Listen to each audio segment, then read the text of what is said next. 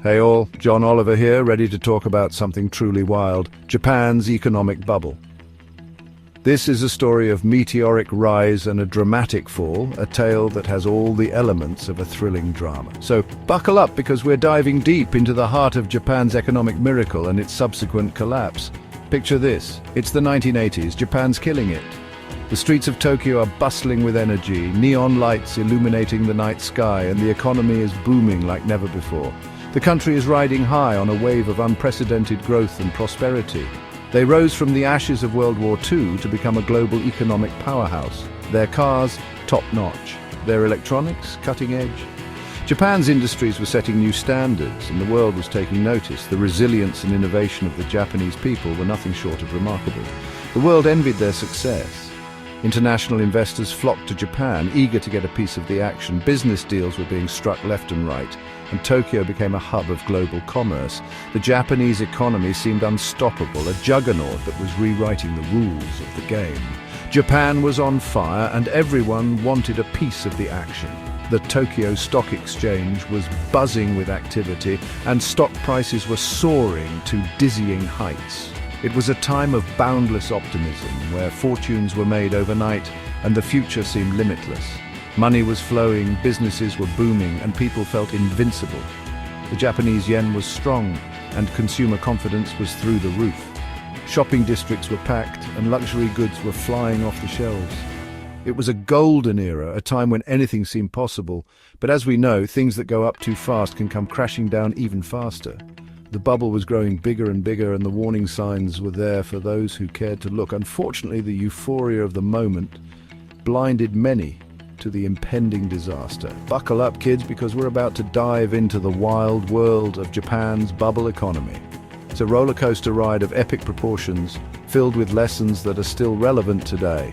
So, stay tuned as we unravel the mysteries of one of the most fascinating economic phenomena in history. Remember those house-flipping shows where people buy dumps, slap on some paint and sell them for a fortune? They make it look so easy, right? A little elbow grease, some smart investments, and voila, you're rolling in cash.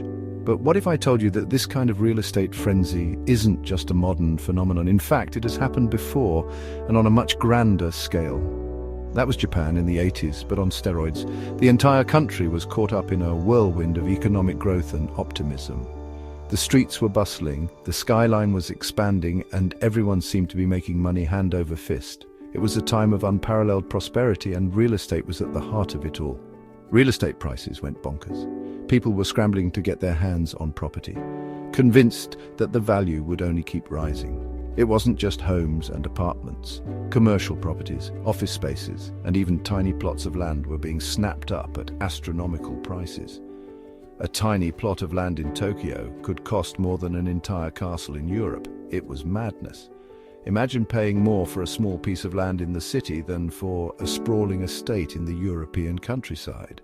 The comparisons were mind-boggling, and yet people were willing to pay these exorbitant prices. People were buying and selling property at lightning speed, hoping to get rich quick. The market was so hot that properties would change hands multiple times in a single day. It was a frenzy of activity, with everyone from seasoned investors to everyday citizens trying to cash in on the boom. They figured prices would keep going up forever. Spoiler alert, they didn't. The belief that the market was invincible led to risky investments and speculative buying. People were borrowing huge sums of money, confident that they could sell at a profit before the bills came due.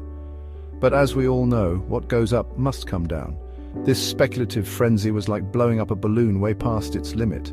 The more air you pump in, the bigger it gets, but eventually it can't hold any more. The tension builds, and you know it's only a matter of time before it bursts. The same was true for Japan's real estate market. It was only a matter of time before it popped. When the bubble finally burst, it sent shockwaves through the entire economy. Property values plummeted, leaving many people in financial ruin. The crash was a harsh reminder that no market is immune to the laws of economics, and that speculative bubbles always end in a burst. Remember GameStop stock going crazy a while back? Well, imagine that on a national scale. In Japan, the stock market became a giant casino. Everyone from your grandma to your barber was throwing money at stocks. They all wanted to ride the wave and make a quick buck. Companies' actual value didn't matter as much as the hype surrounding them. It was all about speculation and FOMO, fear of missing out. But like a roller coaster, what goes up must come down.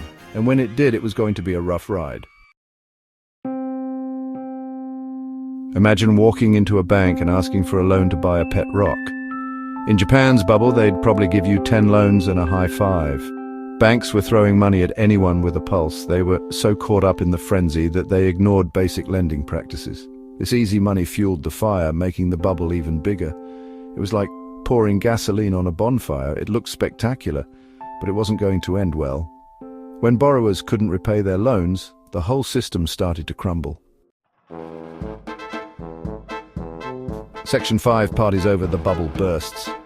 All good, or in this case bad, things must come to an end.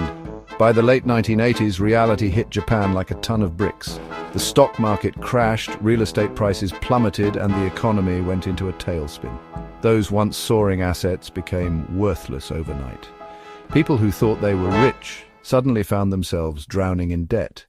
Businesses went bankrupt, banks collapsed, and the party was officially over.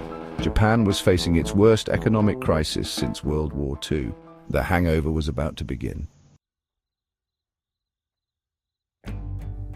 Section 6, the lost decade, Japan's economic hangover.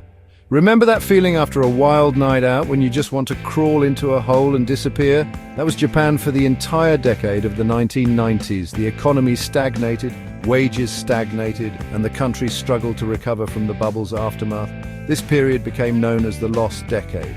It was a stark reminder that even the seemingly invincible can fall. Japan's experience served as a cautionary tale for the rest of the world about the dangers of unchecked speculation and economic bubbles.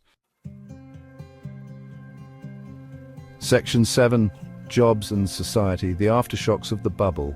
The bubble burst wasn't just about numbers on a screen, it had real consequences for real people. Jobs vanished, businesses closed, and many faced an uncertain future. The lifetime employment that Japan was once known for began to crumble. Socially, the bubble's collapse shook Japan to its core. The myth of invincibility was shattered, and people became more cautious about spending and investing. The once optimistic mood turned somber as the nation grappled with the consequences of its economic missteps. Section 8, Lessons from the Rubble. What can we learn? So what can we learn from Japan's bubble and its aftermath? Plenty. It's a stark reminder that what goes up too fast can come crashing down even faster. Uncontrolled speculation, reckless lending, and ignoring economic fundamentals can have dire consequences. Japan's experience serves as a cautionary tale for the world, highlighting the importance of responsible economic policies, sustainable growth, and avoiding the allure of get-rich-quick schemes. By understanding the mistakes of the past, we can hopefully avoid repeating them in the future. Section 9. Can it happen again? Bubbles never truly disappear.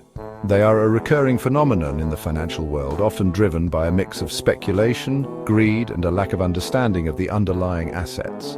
The question on everyone's mind is, could it happen again? History has shown us that financial bubbles are not a thing of the past. They have occurred in various forms, from the Dutch tulip mania in the 17th century to the housing market crash in 2008. The answer, unfortunately, is yes. Financial bubbles can and will happen again. The cyclical nature of markets combined with human behavior makes them almost inevitable. As long as human greed and the desire for quick riches exist, bubbles can form in any market. Whether it's real estate, stocks, or even digital assets like cryptocurrencies, the potential for a bubble is always there. Be it real estate, stocks, or even digital assets, the allure of making a quick profit can lead to irrational exuberance, driving prices to unsustainable levels. The key is to learn from Japan's experience. In the 1980s, Japan experienced one of the most infamous asset bubbles in history, which led to a prolonged period of economic stagnation known as the Lost Decade. By being aware of the warning signs, promoting responsible lending practices, and ensuring that financial institutions adhere to strict regulatory standards, we can reduce the likelihood of future bubbles. Focusing on sustainable economic policies is crucial. Governments and policymakers must work together to create an environment that discourages speculative behavior and encourages long-term investment. We can hopefully mitigate the impact of future bubbles by staying vigilant and learning from past mistakes. Understanding the factors that contribute to bubbles can help us recognize the early warning signs and take preventive measures. Remember, a little caution can go a long way in preventing another economic hangover. Educating investors, promoting financial literacy, and fostering a culture of prudent investment can make a significant difference in maintaining market stability.